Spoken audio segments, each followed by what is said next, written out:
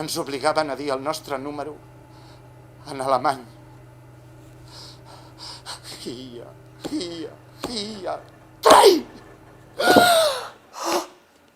Demà em porten a treballar a la cantera. Aquella tarda, pujant per la carretera, em vaig adonar que el que estàvem fent en realitat era baixar a les inferns.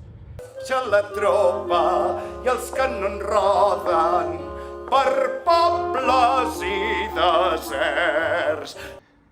Passaven a vol ras amb un soroll ensordidor i disparaven tan a prop que podíem veure la cara del metrallador.